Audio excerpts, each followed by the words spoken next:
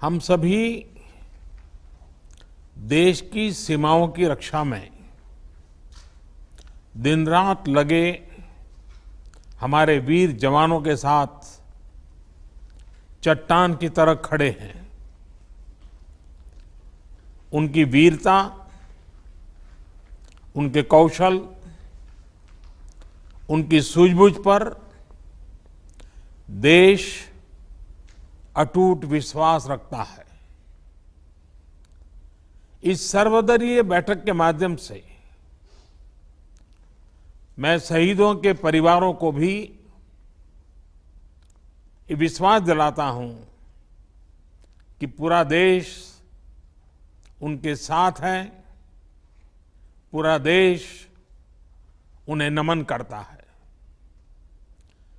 साथियों, पूर्वी लद्दाख में जो हुआ उसको लेकर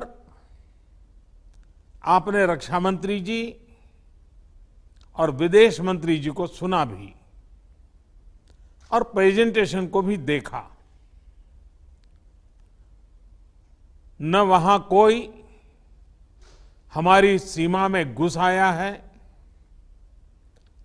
न ही कोई घुसा हुआ है, न ही हमारी कोई पोस्ट किसी दूसरे के कब्जे में है। लद्दाख में हमारे 20 जाबाज शहीद हुए, लेकिन जिन्होंने भारत माता की तरफ आंख उठाकर देखा था, उन्हें वो सबक सिखा कर गए हैं। उनका ये शौर्य, ये बलिदान हमेशा हर भारतीय के मन में अमिट रहेगा। साथियों, निश्चित तौर पर चीन द्वारा एलएसी पर जो किया गया है, उससे पूरा देश आहत है, आक्रोशित है। ये भावना हमारी इस चर्चा के दौरान भी आप सबके माध्यम से बार बार प्रकट हुई है।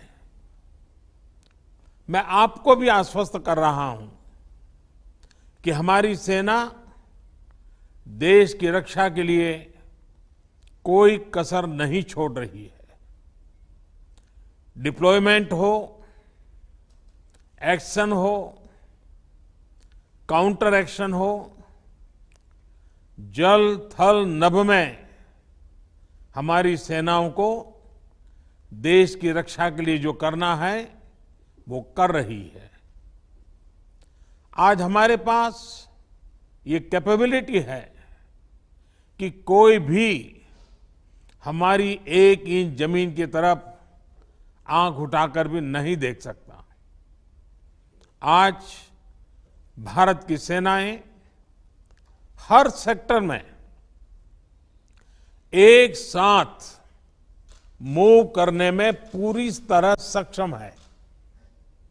ऐसे में हमने जहां एक तरफ सेना को अपने स्तर पर उचित कदम उठाने की छूट दी है, वहीं दूसरी तरफ डिप्लोमेटिक माध्यमों से भी चीन को अपनी बात दो टूक स्पष्ट कर दी है।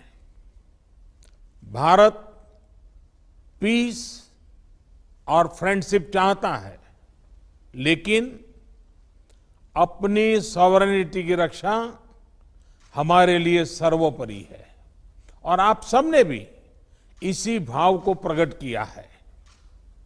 साथियों, बीते 5 वर्षों में देश ने अपनी सीमाओं को सुरक्षित करने के लिए बॉर्डर एरिया में इंफ्रास्ट्रक्चर डेवलपमेंट को प्राथमिकता दी है। हमारी सेनाओं की दूसरी आवश्यकताओं जैसे फाइटर प्लेन्स, आधुनिक हेलीकॉप्टर, मिसाइल डिफेंस सिस्टम आदि पर भी हमने बहुत बल दिया है। नए बने हुए इंफ्रास्ट्रक्चर की वजह से खासकर एलएसी में अब हमारी पेट्रोलिंग की कैपेसिटी भी बढ़ गई है। पेट्रोलिंग बढ़ने की वजह से अब सतर्कता बढ़ी है और एलएसी पर हो रही गतिविधियों के बारे में भी समय पर पता चल रहा है।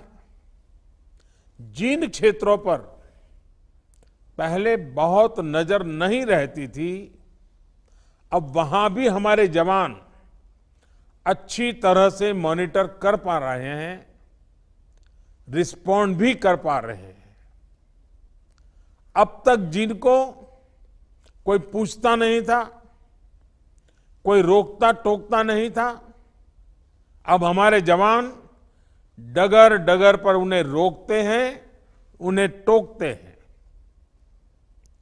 बेहतर हो रहे इंफ्रास्ट्रक्चर से एक मदद ये भी मिली है कि हमारे जवान जो उस कठिन परिस्थिति में वहां तैनात रहते हैं, उन्हें साजो सामान पहुंचाने में आसानी हुई है। साथियों, राष्ट्रहित, देशवासियों का हित हमेशा हम सभी की सर्वोच्च प्राथमिकता रही है। चाहे ट्रेड हो, कनेक्टिविटी हो, काउंटर टेररिज्म हो, भारत ने कभी किसी बाहरी दबाव को स्वीकार नहीं किया है। राष्ट्रीय सुरक्षा के लिए जो भी जरूरी कार्य है, जो भी जरूरी इंफ्रास्ट्रक्चर का निर्माण है, उसे इसी तरह तेज गति से आगे भी किया जाता रहेगा।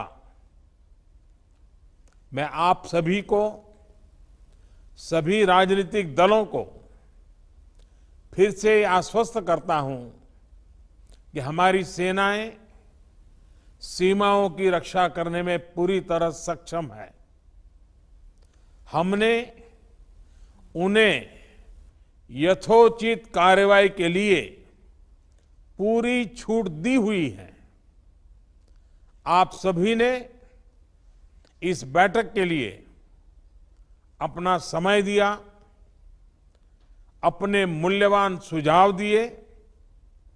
इसके लिए मैं सभी दलों का, आप सभी नेतृत्वगण का हृदय से बहुत बहुत आभार व्यक्त करता हूं और आपके सुझाव आगे की रणनीति में बहुत लाभकर्ता होंगे, ये मुझे पूरा विश्वास है। मैं फिर एक बार इस एकता का संदेश देने में आप जो बढ़ चढ़ करके आगे आए हैं,